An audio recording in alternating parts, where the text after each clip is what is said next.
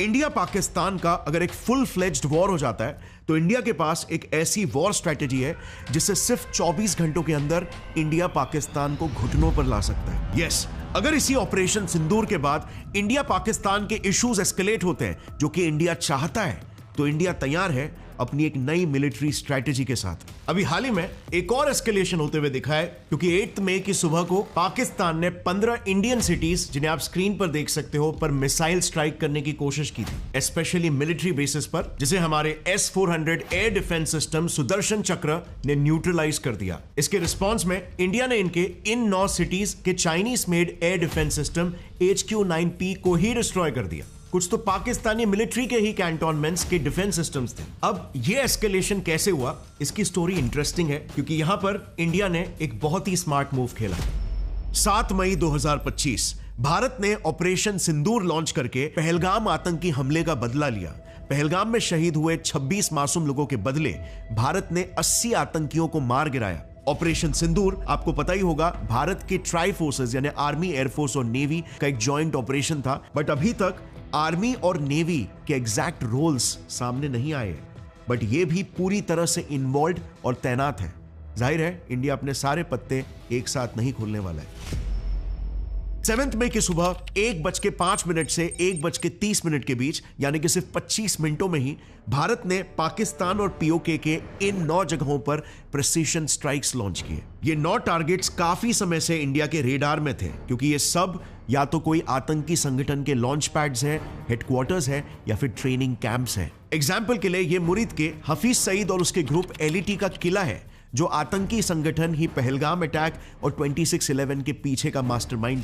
जितने भी LET के आतंकी ट्रेन होते थे वो यहीं पर, इसी जगह पर ट्रेन होते थे। नेक्स्ट बहवालपुर, ये साइट दुनिया के मोस्ट वांटेड आतंकवादी मसूद अजहर का घर है और जैश ए मोहम्मद का हेडक्वार्टर्स भी। पुलवामा अटैक, 2001 का पार्लियामेंट अटैक, ये सब के पीछे इसी ऑर्गेनाइजेशन का हाथ था और इसी जगह पर हमला करने के बाद मसूद अजहर के 10 फैमिली मेंबर्स मारे गए, जो आपने न्यूज में भी देखा होगा। नेक्स्ट टारगेट था बरनाला। इसे चुना गया क्योंकि ये LET का आतंकी अटैक लॉन्चिंग साइट है एंड बाकी जितने भी लोकेशंस आप मैप में देख सकते हो, ये सब भी या तो कोई टेररिस्ट ऑर्गेनाइजेशन के लॉन्च पैड्स है, हेडक्वार्टर्स है या फिर ट्रेनिंग कैंप्स है। और इसीलिए इंडियन इंटेलिजेंस एजेंसीज ने सिर्फ इन्हीं 9 जगहों को चुना जहां पर अटैक करने के बाद JEM, LET और हिजबुल मुजाहिदीन जैसे आतंकियों की कैपेसिटी को न्यूट्रलाइज किया जा सके।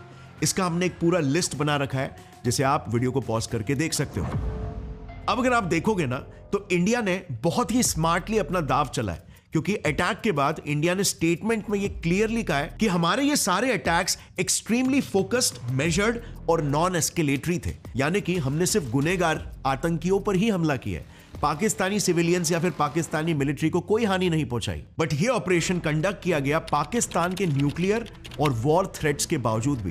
ये जो 130 एटॉमिक हमारे पास वेपन है, ये हमने हिंदुस्तान के लिए रखे हैं। और कोई आपने तमाशे करने पाकिस्तान के साथ, याद रहे कि शहीद जुल्फिकार अली भुट्टो ने इस मुल्क को न्यूक्लियर वेपन दिया था। इनफैक्ट इंडिया ने तो इस बार LOC तो छोड़ो, इंटरनेशनल बॉर्डर तक को क्रॉस करके एक क्लियर मैसेज दे दिया। इंडस वाटर ट्रीटी को तक कैंसिल करके पाकिस्तान को ललकारा, बट साथ में इंडिया ने दुनिया को यह भी दिखा दिया कि वो एक इररिस्पॉन्सिबल देश नहीं है जो सीधा वॉर शुरू कर दे। इंडिया बिल्कुल नहीं चाहता कि वॉर का बिल हम पर फटे क्योंकि हम एक थ्राइविंग इकोनॉमी है with good relations with most countries और हमारा एक रेप्यूटेशन भी है। बट इंडिया ने जो पाकिस्तान को ललकारा, पाकिस्तान सिर्फ 2 ही तरह से अब रिस्पॉन्ड कर सकता है। नंबर 1, पाकिस्तान या तो बैक ऑफ कर सकता है, बट इस केस में उसे क्लियर मैसेज मिल जाएगा कि ये नया भारत है और इसीलिए आगे से अपने दायरे में रहना, वरना अगला स्ट्राइक सीधा इस्लामाबाद में हो सकता है। नंबर 2, अगर पाकिस्तान खुद एस्केलेट करना चाहता है तो इंडिया को एक बहाना मिल जाएगा अपने मिलिट्री मसल को यूज करने का।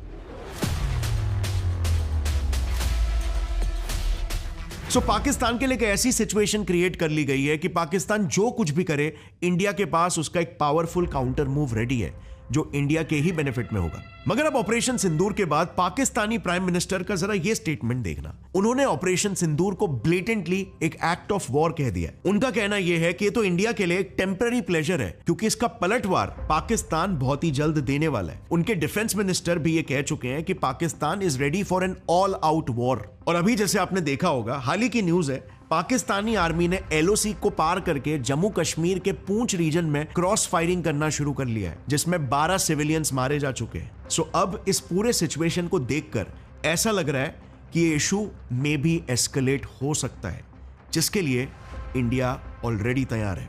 अगर पाकिस्तान एक फुल फ्लेज्ड वॉर का रास्ता चुनता है तो इंडिया के पास एक ऐसी वॉर स्ट्रैटेजी है जिससे सिर्फ 24 घंटों के अंदर इंडिया पाकिस्तान को ऐसा स्ट्राइक करेगा कि पाकिस्तान कांप उठेगा। और पाकिस्तान न्यूक्लियर स्ट्राइक करना तो छोड़ो, शायद पाकिस्तान हम पर पलटवार करने के भी काबिल ना बचे, क्योंकि हमारी नई वॉर स्ट्रैटेजी पुराने वॉर स्ट्रैटेजीज जो कि हमने 1965, 71 और कारगिल वॉर में यूज किया था उससे कंप्लीटली रीडिफाइन हो चुकी है, जो हमें एक ह्यूज एडवांटेज देगा। Let me explain you exactly how. ये मैप देखो, इतने सारे देशों में जैसे आप देख सकते हो जर्मनी ने सिर्फ 2 सालों में ही कब्जा कर लिया था। Can you believe that? सिर्फ क्योंकि उनके पास एक ऐसी वॉर स्ट्रैटेजी थी जिससे जर्मन्स ट्रीटी ऑफ वर्सेल के बाद अपनी सेना लिटरली आधी करने के बावजूद अनबीटेबल बन गए थे। और आज इंडिया का भी यही न्यू वॉर डॉक्ट्रिन जर्मन्स के उसी अल्ट्रा सक्सेसफुल मिलिट्री स्ट्रैटेजी से ही इंस्पायर्ड है। And you know what, Pakistan ये बात बखूबी जानता है, इसीलिए आज जंग के लिए उसकी तैयारी देखो। चलो इसे मैप में दिखाता हूं। यह है पाकिस्तान का military deployment under completely normal circumstances.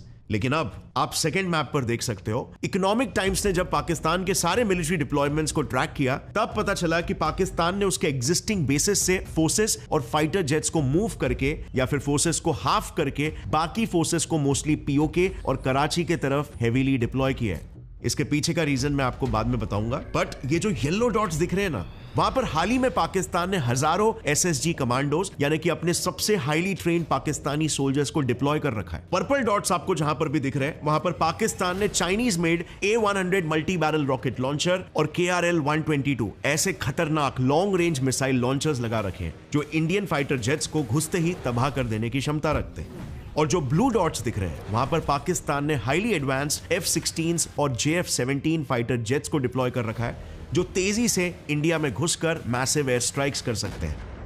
And this is largely because of India's new war strategy, जो पाकिस्तान भी जानता है इंडिया को ह्यूज एडवांटेज दे सकता है। लेकिन आप बिलीव नहीं करोगे कि भारत को यह नई वॉर स्ट्रैटेजी मिली कैसे। वेल, 2001 के पार्लियामेंट अटैक से। बट बिफोर मूविंग अहेड, आपको तो पता ही होगा कि आजकल इंटेलिजेंस, डिफेंस और ऑलमोस्ट हर एक फील्ड में एआई का एक्सटेंसिव यूज हो रहा है। हम खुद अपने कई वीडियोस में एआई का हेवी यूज करते हैं। एंड ऑनेस्टली, आप चाहे जिस फील्ड में हो, सेल्स, मार्केटिंग, HR, ऑपरेशंस या अपना खुद का ही बिजनेस चला रहे हो, एआई आपको इमेंस लेवरेज देता है। इनफैक्ट आप लिटरली ओवर वीकेंड्स एआई सीखकर अपने लिए एक ऑल्टरनेट अर्निंग का जरिया भी खोल सकते हो। और इसीलिए मैं आपको इनवाइट करना चाहता हूं एक 2-डे एआई ट्रेनिंग प्रोग्राम के लिए, जिसका वैसे तो फी 10,000 रुपए है, लेकिन हमारे अमेजिंग पार्टनर आउटस्किल के थ्रू ये हमारे व्यूअर्स के लिए एब्सोल्युटली फ्री है। आउटस्किल दुनिया का पहला एआई फोकस्ड एजुकेशन प्लेटफॉर्म है जिसे कई टॉप एआई इन्वेस्टर्स और पायोनियर सपोर्ट कर रहे हैं। ये 16 आवर्स का लाइव ट्रेनिंग कोर्स है जो सैटरडे और संडे को 11 AM से 7 PM तक रहेगा। उसमें आप इतनी सारी चीजें सीख सकते हो। 20+ पावरफुल एआई टूल्स जो आपके टूल किट में ऐड हो जाएंगे, prompt engineering for better faster results, data analysis बिना किसी कोडिंग के, and so much more. AI और एक्सेल की मदद से प्रोफेशनल प्रेजेंटेशंस कैसे बनाना है, नो कोड टूल्स के थ्रू अपने खुद का एआई ऐप और टूल्स कैसे बनाना है, एआई जनरेटेड इमेजेस और वीडियोस जो लिटरली माइंड ब्लोइंग है, पावरफुल एआई एजेंट्स डेवलप करना, अपने डेली टास्क को ऑटोमेट करना for max efficiency, and so much more. Already 40+ countries के प्रोफेशनल्स इसे ज्वाइन कर चुके हैं और उनका रिस्पॉन्स भी बेहतरीन रहा है। मेरे खुद के टीम मेंबर्स भी इसे अटेंड कर रहे हैं, so you should also definitely consider checking it out. Friday 7 PM IST पे इनका एक इंट्रोडक्शन कॉल है। बस याद रखना, सीट्स फास्ट फिल हो रहे हैं क्योंकि सिर्फ लिमिटेड टाइम के लिए ही है ये अवेलेबल। लिंक डिस्क्रिप्शन में है, आप उनका व्हाट्सएप ग्रुप भी ज्वाइन कर सकते हो फॉर लेटेस्ट अपडेट्स। और अब वापस लौट आते हैं हमारे मेन टॉपिक पर। सो 13 दिसंबर 2001 की बात है। जैश-ए-मोहम्मद के 5 टेररिस्ट ने इंडियन पार्लियामेंट पर हमला कर दिया था जिसमें 9 लोग मारे गए। सबको लगा था कि भारत ने इस हमले का कोई रिस्पॉन्स नहीं दिया, पर बहुत कम लोग ये बात जानते थे कि इंडिया ने काउंटर अटैक ऑलरेडी प्लान कर लिया था ऑपरेशन पराक्रम के जरिए। बट अनफॉर्चुनेटली ये ऑपरेशन इंडियन आर्मी का सबसे बड़ा फेलियर साबित हुआ। और इसीलिए कोल्ड स्टार्ट स्ट्रैटेजी क्या है और उसकी जरूरत ही क्यों पड़ी, यह समझने के लिए पहले हमें हमारे इस फेलियर को डिकोड करना होगा। तो जैसे आपको पता है, आजादी से ही इंडिया की मिलिट्री पॉलिसी ऑफेंसिव नहीं बल्कि डिफेंसिव रही है। हम मिलिट्री अटैक्स के लिए सुंदरजी डॉक्ट्रिन फॉलो करते थे, जिस पर ही ऑपरेशन पराक्रम की पूरी स्ट्रैटेजी बेस्ड थी। तो जैसे ही ये ऑपरेशन शुरू हुआ, सुंदरजी डॉक्ट्रिन की पहली स्टेज एक्टिवेट हो गई, जिसके तहत 7 सैनिकों की टुकड़ियां बनाई गई, जिसमें हर एक टुकड़ी में 20,000 सोल्जर्स और कुछ टैंक्स मौजूद थे। इन्हें होल्डिंग कॉर्प्स बोला गया, जिन्हें पाकिस्तान से लग के सारे बॉर्डर्स को सिक्योर करना था। सो पॉइंट टू नोट यहां पर यह है कि इन्हें पाकिस्तान से हो रहे सारे अटैक्स को होल्ड करना था, रोकना था, ना कि दुश्मन पर कोई अटैक करना था। यस, जरूरत पड़ने पर भी होल्डिंग कॉर्प्स को ऑफेंसिव पोजीशन यानी पाकिस्तान के अंदर जाकर हमला करने की इजाजत और ट्रेनिंग नहीं दी गई थी, क्योंकि उस काम के लिए एक 60,000 सोल्जर्स की सेना स्ट्राइक कॉर्प्स को ही ट्रेनिंग मिली थी, जिनका काम था पाकिस्तान के अंदर घुसकर हमला करना। लेकिन ये स्ट्राइक कॉर्प्स सेंट्रल इंडिया के मथुरा, अंबाला और भोपाल सेक्टर में ही बेस्ड थी। जैसे ही ऑपरेशन पराक्रम करने के ऑर्डर्स मिले, ये सेना सेंट्रल इंडिया से पाकिस्तान बॉर्डर की ओर ट्रैवल करने लगी और एग्जैक्टली यहीं पर सारी की सारी गड़बड़ हो गई। पूरा मिशन इसी वजह से फेल हुआ, क्योंकि सुंदरजी डॉक्ट्रिन में 3 सबसे मेजर फ्लॉज थे। पहला, स्लो डिप्लॉयमेंट। आप खुद सोचो, 60,000 की इतनी बड़ी सेना को यहां से यहां 500 से 600 किलोमीटर पार करना था, इसमें ही उन्हें 3 हफ्ते लग गए थे। और इतने टाइम तक तो पाकिस्तान के कान खड़े हो गए थे और उन्होंने तुरंत ग्लोबल डिप्लोमेसी और यूएस का सपोर्ट ले लिया, जिससे इंडिया को मजबूरन वॉर रोकना पड़ गया। दूसरा major flaw, no surprise attack. यार, इतने समय में तो पाकिस्तान को अच्छा खासा टाइम मिल गया कि उसने तुरंत बॉर्डर पर अपने सैनिक भी तैनात कर दिए। तीसरा फ्लॉ, वीक होल्डिंग कॉर्प्स। अब 3 हफ्ते के बीच में जब तक पाकिस्तान जान गया कि इंडियन फोर्सेस वहां पर आ रही है और उसने अपनी सेना लाई, इन दोनों इवेंट्स के बीच में होल्डिंग कॉर्प्स यानी कि जो 1,40,000 की सेना बॉर्डर पर ऑलरेडी डिप्लॉयड थी, वो पाकिस्तान पर हमला कर सकती थी, लेकिन उन्हें सुंदरजी डॉक्ट्रिन के तहत ना ही ऑफिशियल परमिशन थी और ना ही ट्रेनिंग। तो बस पाकिस्तान ने बस एग्जैक्टली इसी वल्नरेबिलिटी का फायदा उठाया और जनवरी 12, 2002 को मुशर्रफ ने एक स्पीच दी, जिसमें उसने टेररिज्म को कंडेम किया।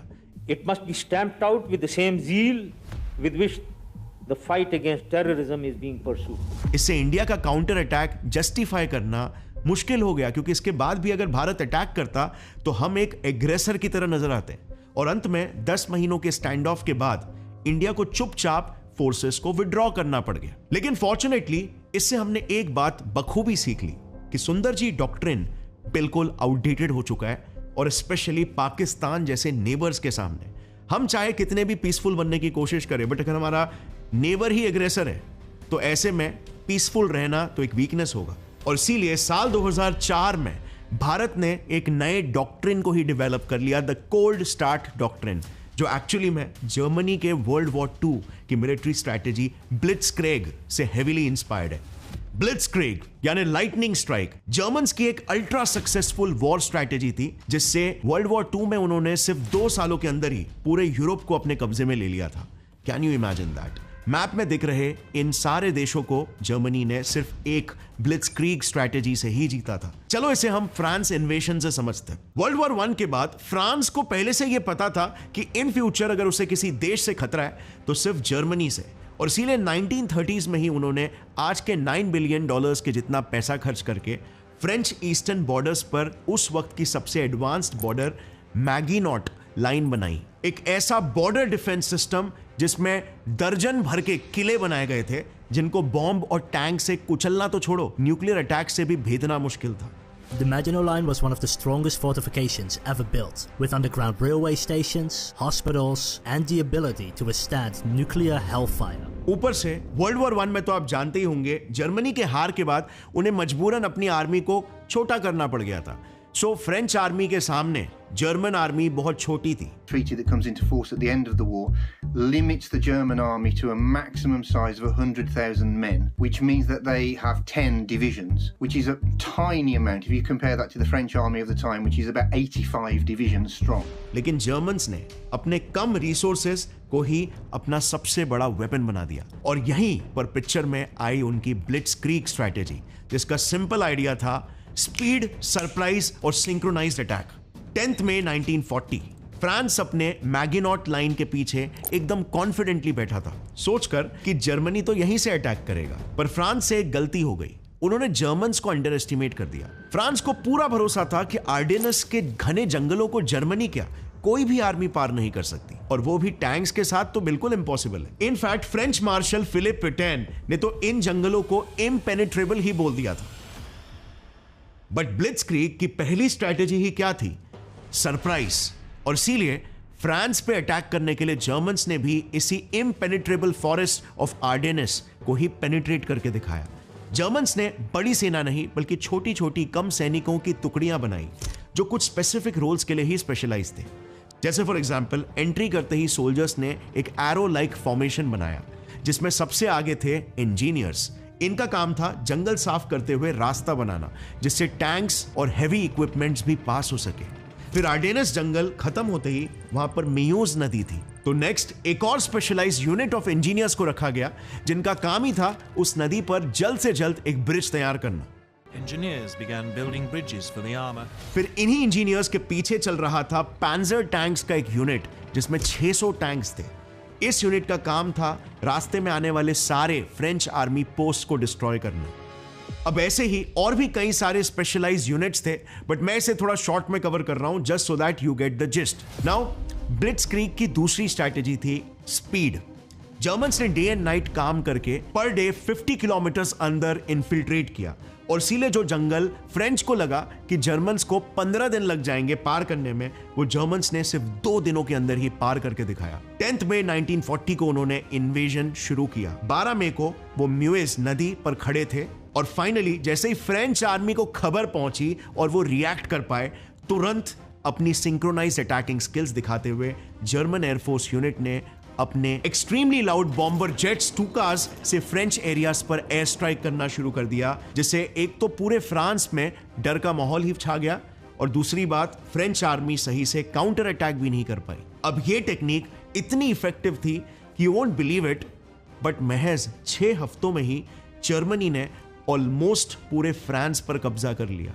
पेरिस के वर्सेल कैसल पर अपना स्वास्तिक का फ्लैग लहरा दिया, एग्जैक्टली उसी जगह पर जहां पर ही 1919 में वर्ल्ड वॉर 1 के बाद उनसे सरेंडर साइन करवाकर जर्मन्स को ग्लोबली जलील किया गया था। Über dem Schloss von Versailles und 1918 deutsche Schmach besiegelt wurde. लेकिन ये सब हो पाया सिर्फ ब्लिट्जक्रीग स्ट्रैटेजी के प्रिंसिपल्स, सरप्राइज स्पीड और सिंक्रोनाइज अटैक के वजह से, जिससे आई रिपीट सिर्फ फ्रांस ही नहीं बल्कि केवल 2 सालों में जर्मनी ने इतने सारे देशों पर भी अपना कब्जा कर लिया था। अब इंडिया की कोल्ड स्टार्ट डॉक्ट्रिन भी सेम लाइंस पर ही आधारित है। भारत के पुराने सुंदरजी डॉक्ट्रिन और नए कोल्ड स्टार्ट डॉक्ट्रिन पे यूके के renowned political scientist doctor Walter C Ladwig ने हार्वर्ड यूनिवर्सिटी में एक एक्सटेंसिव रिसर्च पेपर पब्लिश किया है, जिसमें उन्होंने नई कोल्ड स्टार्ट डॉक्ट्रिन पुरानी से कैसे बेहतर है उसका इन डेप्थ एनालिसिस दिया है। इस वीडियो के लिए हम भी उन्हीं के एनालिसिस डॉक्यूमेंट को रेफर करेंगे। सबसे पहला factor, force size and deployment time. So unlike Sundarji doctrine की 60,000 सोल्जर्स की मैसिव स्ट्राइक कॉर्प फोर्स जिन्हें एक साथ मूव करवाना ही बहुत बड़ा टास्क था, कोल्ड स्टार्ट स्ट्रैटेजी के तहत सेना की 7 से 8,000 सैनिकों की छोटी छोटी टुकड़ियां बनाई गई है, जिन्हें इंटीग्रेटेड बैटल ग्रुप्स बोलते हैं, जिनमें टैंक्स, आर्टिलरी और एयर सपोर्ट की यूनिट्स भी मौजूद है। और हर एक टीम वॉर में एक स्पेसिफिक टास्क करने के लिए ही स्पेशलाइज्ड है, बिल्कुल वैसे ही जैसे जर्मन्स के आर्डेनस जंगल क्रॉस करते वक्त हर एक टीम या स्पेशलाइज्ड यूनिट के अपने टास्क्स थे। Second factor, shock element. पहले 60,000 की सेना सेंट्रल इंडिया से मूव होती तो पाकिस्तान को पहले से ही पता चल जाता था, लेकिन अब क्योंकि ये 7 से 8,000 सोल्जर्स की छोटी छोटी टुकड़ियां होगी तो infiltration into enemies territory quick और साइलेंट होगा, mostly max to max within 72 hours. अब अगला फैक्टर, अगर हम army to air coordination and operational depth देखें तो ट्रेडिशनल वॉरफेयर्स में मोस्टली इंडियन आर्मी ही एक ग्राउंड ऑपरेशन करके टेरिटरी को कैप्चर करती थी, और ऑपरेशन का एंड गोल था एनिमी की डीप टेरिटरीज जैसे कि समझो लाहौर या सियालकोट को कैप्चर करना। लेकिन इसका डिसएडवांटेज जानते हो क्या है? This becomes a strong reason for nuclear attack, क्योंकि पाकिस्तान के न्यूक्लियर डॉक्ट्रिन के मुताबिक अगर पाकिस्तान की एग्जिस्टेंस या सॉवरेनिटी पर खतरा हो तो वो न्यूक्लियर वेपन यूज कर सकता है। लेकिन with the new cold start strategy, army और एयरफोर्स वर्ल्ड वॉर 2 के जर्मन सेना जैसे मिलकर कोऑर्डिनेटेड अटैक्स लॉन्च करेंगे, और आईबीजी का मोटिव किसी पूरे डीप टेरिटरी को कैप्चर करना नहीं, बल्कि सिर्फ एक 40 से 50 किलोमीटर की टेरिटरी को सीज करना है। इसका सबसे मेन एडवांटेज है कि हम पाकिस्तान के उस न्यूक्लियर रेड लाइन के नीचे रहकर उन पर दबाव बनाए, जिससे Pakistan globally ground for nuclear war justify ना कर पाए। और फाइनली कोल्ड स्टार्ट में पहले के होल्डिंग कॉर्प्स, जिनका सिर्फ एक डिफेंसिव रोल था, उन्हें अब रीडेजिग्नेट कर दिया है एज पिवट कॉर्प्स, जिनके पास अनलाइक बिफोर अब मोबाइल आर्टिलरी, बैटल टैंक्स तक होगी। प्लस पिवट कॉर्प्स को आईबीजीज के साथ फॉर्मल मिलिट्री ट्रेनिंग भी मिलती है, जिससे ये लोग अब बॉर्डर एरियाज को सिक्योर करने के साथ जरूरत के समय ऑफेंसिव ऑपरेशंस भी कर सकते हैं। Now coming to the main question, अगर इंडियन आर्मी पहलगाम अटैक का जवाब देने के लिए पाकिस्तान पर एक फुल फ्लेज्ड वॉर छेड़ देती है, या पाकिस्तान हम पर अटैक करता है, तो इस बार इंडिया पाकिस्तान वॉर के फर्स्ट 24 आवर्स कैसे दिखेंगे, स्पेशली क्योंकि ये कोल्ड स्टार्ट डॉक्ट्रिन के तहत लड़ा जाने वाला पहला ऑफिशियल वॉर होगा। नाउ मुझे सबसे पहले एक बात बिल्कुल क्लियर करनी है कि अभी मैं जो भी डिस्कस करूंगा ये सब एजम्पशंस है, जो वैसे तो काफी सॉलिड एविडेंसेस से बैक्ड है, लेकिन स्टिल एजम्पशंस ही है। हम डेफिनेटली इंडिया की पुरानी वॉर स्ट्रैटेजीज या काउंटर अटैक स्ट्रैटेजीज जैसे उरी सर्जिकल स्ट्राइक वगैरह को स्टडी करके कुछ पैरेलल्स ड्रॉ करेंगे, लेकिन जो मेन डेटा हमने यूज किया है to map out the first 24 hours of India Pakistan war, वो उसी यूके के renowned political scientist doctor Walter C Ladwig के हार्वर्ड यूनिवर्सिटी के रिसर्च पेपर से ही लिया गया है, जिनसे ही हमने इंडिया की कोल्ड स्टार्ट स्ट्रैटेजी के बारे में समझा है। अब जाहिर सी बात है, क्योंकि ये रिसर्च पेपर पब्लिक डोमेन में अवेलेबल है, इसलिए इंडिया का काउंटर अटैक मेजर एकदम एग्जैक्टली वैसे का वैसा नहीं होगा, बल्कि इसका एक मॉडिफाइड वर्जन होगा। बट स्टिल हम इससे एक फेयर आइडिया तो बिल्कुल ले ही सकते हैं। तो चलो लेट्स स्टार्ट। सबसे पहले स्पीड की बात करते हैं। अगर हम उरी सर्जिकल स्ट्राइक का एग्जांपल ले, तो इंडियन फोर्सेस ने रात के 12:30 बजे ऑपरेशन को स्टार्ट किया और सुबह 4 बजे तक फोर्सेस सेफली वापस भी आ गए थे और पाकिस्तान को भनक तक नहीं पड़ी। Quick and silent. इसमें फोर्स की एवरेज स्पीड थी by the way 1 kilometre per hour, लेकिन क्योंकि इस बार अगर अटैक होता है तो वो कोल्ड स्टार्ट से होगा, और इसीलिए इस बार आईबीजीज जाएंगे, जिसमें टैंक्स और एयरफोर्स भी शामिल होते हैं, और इनका एवरेज स्पीड होगा करीब 3 किलोमीटर पर आवर, जिस स्पीड से पहले के 6 घंटे में ही हमारी फोर्सेस आराम से पाकिस्तान के 15 से 18 किलोमीटर तक के एरिया को इन्फिल्ट्रेट कर सकती है। लेकिन ऑफ कोर्स नेक्स्ट क्वेश्चन आता है कि हम एंटर कहां से करेंगे। अब हार्वर्ड के रिसर्च पेपर में क्लियरली ये लिखा है कि इंडियन आईबीजीज पाकिस्तान पर 5 डिफरेंट लोकेशन से स्ट्राइक कर सकते हैं, एंड पाकिस्तान ने रिसेंटली अपनी आर्मी किन एरियाज में डिप्लॉय कर रखी है ये भी हम मैप पर देख ही चुके हैं। एक तो पीओके की तरफ उन्होंने एडिशनल फोर्सेस और मिसाइल्स को लगा रखा है फॉर ऑब्वियस रीजंस, और दूसरा कराची के तरफ, क्योंकि वहां पर पाकिस्तान के सारे इंपॉर्टेंट पोर्ट्स हैं। लेकिन इससे फॉर्चुनेटली ये सिंध से पंजाब की तरफ वाला इलाका उन्होंने सिर्फ कुछ मिसाइल सिस्टम्स और रेगुलर बॉर्डर फोर्सेस जो हमेशा बॉर्डर्स पर होते हैं उनके भरोसे ही लूजली गार्डेड छोड़ा है। अब ऐसे में अगर हम कोल्ड स्टार्ट डॉक्ट्रिन के पास्ट के सारे एक्सरसाइजेस को देखें, तो जितने भी मॉक एक्सरसाइजेस हुए थे, राइट फ्रॉम एक्सरसाइज दिव्य अस्त्र टू संघे शक्ति, सब इसी पंजाब से राजस्थान में ही हुए हैं, जिसमें इंडियन फोर्सेस के लिए पाकिस्तान के पंजाब और सिंध जैसे रीजन्स को ही सिमुलेट किया गया था। सो इन दोनों रीजन्स की वजह से ही हाई चांस है कि इंडियन आर्मी भी ऐसे लूज एरियाज ढूंढकर उस पर 4 या 5 डायरेक्शन से इन्फिल्ट्रेट करके कुछ एरियाज पर कब्जा कर लेगी। अगेन उरी के एक्सपीरियंस से अगर देखें तो हाई चांस है कि करीब 6 घंटों तक तो पाकिस्तान को इंडिया के अंदर आने की खबर भी नहीं होगी, लेकिन उसके बाद यानी कि 7 से 12 घंटे के बीच हाई चांसेस है कि पाकिस्तानी मिलिट्री भी एक्टिवेट होकर इंडिया पर मिसाइल अटैक्स, एयर स्ट्राइक्स वगैरह स्टार्ट कर दे। बट इंटरेस्टिंगली कई लेटेस्ट रिपोर्ट्स के हिसाब से इंडियन आर्मी ने 1 मई को ही पाकिस्तान से लग के इस पूरे वेस्टर्न बॉर्डर्स पर रेडार जैमर्स डिप्लॉय कर दिए, जिससे उनके मिसाइल्स मिसगाइड हो सकते हैं। इसके अलावा जैसे आपने देखा, जैसे ही पहलगाम अटैक हुआ, आईएएफ ने रफाल, मिराज और जैगुआर जैसे एयरक्राफ्ट्स को पाकिस्तान बॉर्डर पर डिप्लॉय करना शुरू कर दिया। अभी 5 दिन पहले ही इंडियन रफेल्स के बीच स्क्रैम्बल यानी मतभेड़ की न्यूज भी आई थी। सो बेसिकली कोल्ड स्टार्ट शुरू होते ही जैसे जर्मनी ने एक सिंक्रोनाइज्ड अटैक लॉन्च किया था फ्रांस पर और हेवी एयर स्ट्राइक्स भी किए थे, जिससे फ्रांस को काउंटर करना मुश्किल हो गया था, सिमिलर स्ट्रैटेजी इंडिया भी अपना सकती है। इनफैक्ट हमने कारगिल वॉर के ऑपरेशन सफेद सागर में ये करके भी दिखाया है। अब नेक्स्ट, और ये May 6 की ही न्यूज है कि इंडियन नेवी भी ऑलरेडी अप्रैल से ही अरेबियन सी में डिप्लॉय हो चुकी है। अब आपको याद होगा कारगिल के समय ऑपरेशन तलवार में जैसे हुआ था, हमारी नेवी ने पाकिस्तानी पोर्ट्स को ही ब्लॉक करके पाकिस्तान को ग्लोबल ट्रेड से आइसोलेट कर दिया था। हाई चांस है कि सिमिलर स्ट्रेटेजी इस बार भी इंडियन नेवी प्लान कर सकती है। अब एक क्रेडिबल न्यूज रिपोर्ट के हिसाब से पाकिस्तान के पास सिर्फ 96 आवर्स तक लड़ने जितना ही गोला बारूद यानी आर्टिलरी है। इनफैक्ट पाकिस्तान टुडे की न्यूज रिपोर्ट के हिसाब से तो जो फाइटर जेट्स के लिए फ्यूल यूज होता है ना, पाकिस्तान में तो उसकी तक शॉर्टेज हो चुकी है। और ऊपर से जैसे ही पाकिस्तान की इंडिया के साथ वॉर लाइक सिचुएशन खड़ी हुई, तब पाकिस्तान ने चाइना से $1.4 बिलियन का लोन मांगा, जबकि ऑलरेडी वो चाइना से मिलने वाले क्रेडिट लिमिट को एग्जॉस्ट कर चुका है, विच क्लियरली शोज कि इनके पास ज्यादा दिनों तक वॉर लड़ने के पैसे ही नहीं है। अब ऐसे में अगर कोल्ड स्टार्ट स्ट्रेटेजी सक्सेसफुल होती है और इंडिया की जीत पाकिस्तान देखता है,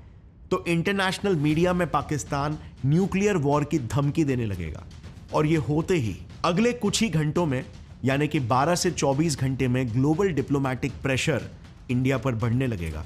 यूएन, यूएस, चाइना सब इंडिया पाकिस्तान को इमीडिएटली डी एस्केलेट करने बोलेंगे, और तब इंडिया अपना अगला मूव खेल सकता है। इंडिया पूरी कोशिश करेगा कि पाकिस्तान को फाइनेंशियली क्रिपल करे और इंटरनेशनली आइसोलेट करे। हम यूएन जैसे इंस्टीट्यूशंस और बाकी के देशों से पाकिस्तान को एक रोग नेशन यानी फेल स्टेट डिक्लेयर करने की अपील कर सकते हैं, और पाकिस्तान को कोई भी फाइनेंशियल सपोर्ट ना इशू करे इसका भी रिक्वेस्ट कर सकते हैं, क्योंकि क्लियरली ये जो फाइनेंशियल एड पाकिस्तान को मिलता है, ये थोड़ी ना ह्यूमैनिटेरियन डेवलपमेंट के लिए मिल रहा है, ये क्लियरली टेररिस्ट ऑर्गेनाइजेशंस को फंड हो रहा है। बट अल्टीमेटली पाकिस्तान के साथ एक स्ट्रॉन्ग नेगोशिएशन करने के लिए इंडिया द्वारा कब्जा किए हुए पाकिस्तानी टेरिटरीज ही काम में आएंगे। एंड आई एम रिपीटिंग, ये हमने सिर्फ लेटेस्ट न्यूज रिपोर्ट्स और कुछ रिसर्च पेपर्स को ही स्टडी करके एक पॉसिबल सिनेरियो क्रिएट किया है from all the data that is available in the public domain. So ऐसा नहीं है कि कुछ सीक्रेट चीजें हम रिवील कर रहे हैं, बट इंडिया की कोल्ड स्टार्ट स्ट्रैटेजी तो फॉर श्योर इंडिया डिप्लॉय करेगा। किस तरीके से करेगा ये सिर्फ इसका एक सैंपल है, और हमारी मिलिट्री भी ये बात जाहिर है अच्छे से जानती है। अब ऐसा होने का भी बहुत ही हाई चांस है कि पाकिस्तान इंडिया के एक्शन के बावजूद भी फुल स्केल वॉर के लिए कभी भी पुश नहीं करेगा। इनफैक्ट 2019 का बालाकोट एयर स्ट्राइक ही इसका सबसे बड़ा प्रूफ है। जैसे ही विंग कमांडर अभिनंदन को पाकिस्तान ने अरेस्ट किया, देश में उनके लिए सपोर्ट एकदम से बढ़ गया, और हमारी इंडियन गवर्नमेंट ने भी पाकिस्तान को वार्निंग इशू कर दी। अगर हमारे विंग कमांडर को कुछ भी हुआ तो कॉन्सिक्वेंसेस पाकिस्तान भूल नहीं पाएगा। बट इंडिया बस धमकी देकर शांत नहीं हुआ। इंडियन मिलिट्री हाई अलर्ट पर आ गई थी, हम वॉर रेडी हो चुके थे। प्लस इंडिया ने दुनिया भर से इतने मैसिव डिप्लोमेटिक प्रेशर पाकिस्तान पर लगवा दिया कि अल्टीमेटली उनके एमपी ने खुद ऑन रिकॉर्ड ये बोला कि पाकिस्तान के आर्मी चीफ बाजवा के लिटरली हाथ कांप रहे थे, और पाकिस्तान के फॉरेन मिनिस्टर ने पीएम से कहा तुरंत अभिनंदन को छोड़ दो। मुझे याद है शाह महमूद कुरैशी साहब उस मीटिंग में थे जिसमें प्राइम मिनिस्टर साहब ने आने से इनकार कर दिया और चीफ ऑफ आर्मी स्टाफ तशरीफ लाए। पैर कांप रहे थे, पसीने माथे पे थे, और हमसे शाह महमूद साहब ने कहा, फॉरेन मिनिस्टर साहब ने, कि खुदा का वास्ता है अब इसको वापस जाने दें, क्योंकि 9 बजे रात को हिंदुस्तान पाकिस्तान पे अटैक कर रहा है। फिर 1 मार्च 2019 को पीएम इमरान खान ने पार्लियामेंट में अनाउंस किया कि पाकिस्तान अभिनंदन को रिलीज कर रहा है एक पीस जेस्चर के तौर पर। लेकिन असल वजह पीस नहीं थी, असल वजह थी डर इंडिया के मिलिट्री रिटेलिएशन का।